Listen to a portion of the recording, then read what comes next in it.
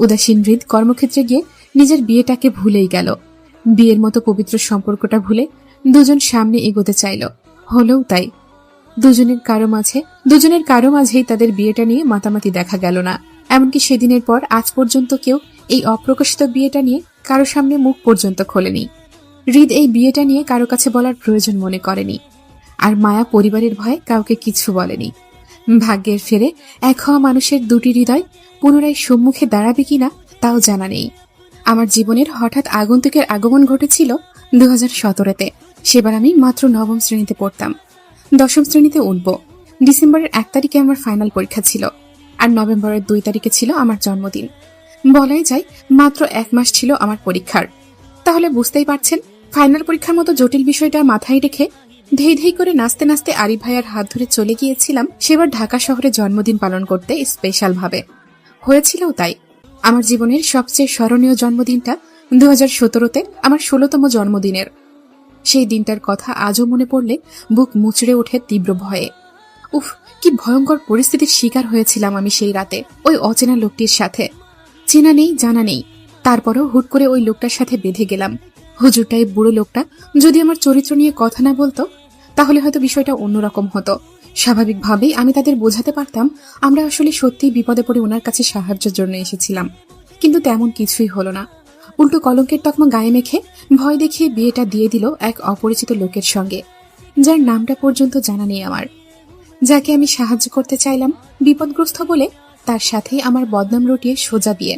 সেই পরিস্থিতির কথা ভাবতেই গা শিউরে ওঠে। আমার জীবনে আমি এত জটিল আর স্মরণীয় মুহূর্ত দ্বিতীয়টা পাইনি, পাওয়ার কথাও না। বাপ ভাই আর পরিবারের ছায়াতলে বড় হয়েছি আমি, তাই কখনোই সেভাবে পুরুষ মানুষের সঙ্গে চলাফেরা ছিল না আমার, শুধু বাড়ির আপন পুরুষগুলো ছাড়া, এই যেমন চাচাতো খালাতো ভাই বোনেরা ছাড়া আর কি। আচ্ছা যাই হোক, এবার আসি মূল কথায়। আমার যার সাথে বিয়ে হয়েছিল লোকটাকে আমি রাতের আধারে রাস্তার ল্যাম্পপোস্টের হলুদ আলোতে দেখেছিলাম সেই রাতে। তারপর আমাদের সাহায্যকারীর বাসায়, মানে আমাদের যেই বাসায় বিয়ে দেওয়া হয় সেই বাসায়ও দেখেছিলাম লোকটাকে প্রদীপের মৃদু আলোয়।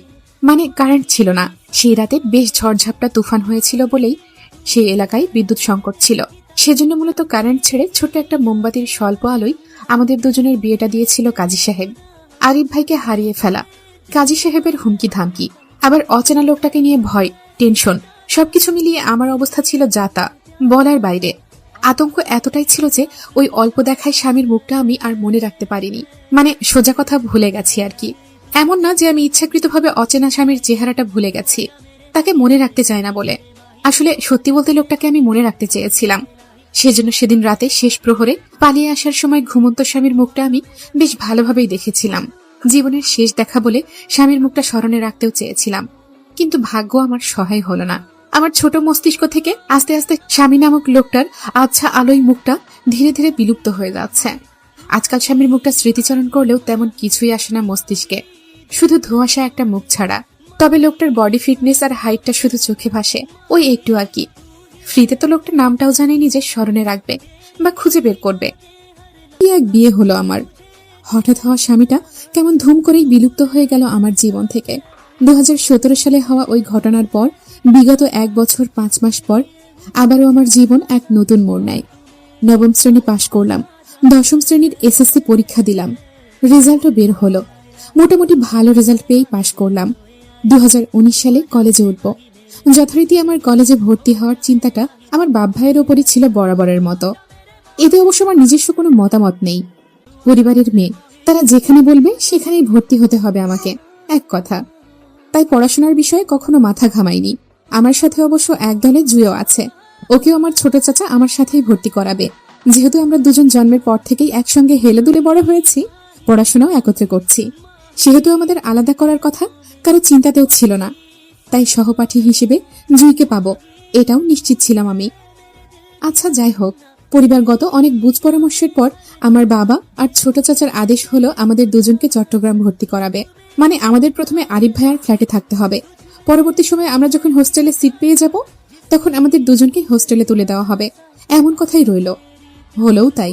ভর্তি পরীক্ষার জন্য ভাইয়ার হাত ধরে সোজা চলে গেলাম আশুগঞ্জ টু চট্টগ্রাম শহরে। আরিফ ভাইয়া তখন সবেমাত্র মাস্টার্স করছিল, সেই বছরই তার লাস্ট ইয়ার ছিল মাস্টার্সের। ভাইয়া ফাইনালিস্ট ছিল। চট্টগ্রামে ভাইয়া লেখাপড়ার সুবিধার্থে থাকলেও চট্টগ্রাম শহরটার সাথে আমাদের আত্মীয়তার সম্পর্কও ছিল আরো একটা। সোজা কথা বলতে গেলে আমার নানুর বাড়ি আর আম্মুর নিজের বাড়ি। সেই হিসেবে প্রতি বছরই আমাদের যাতায়াত থাকতো চট্টগ্রামে।